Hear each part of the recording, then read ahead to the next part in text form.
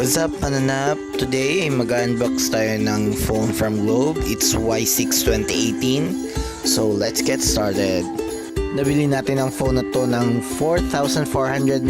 Naka-discount tayo ng 1,500. Inside the package is the box with free LTE Globe SIM. So let's open the box. Inside the box, we've got the device, the Y6 2018 I mean.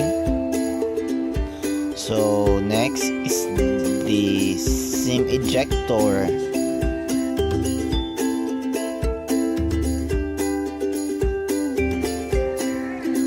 We've got also the manual, the warranty card, the earphone, the charger adapter,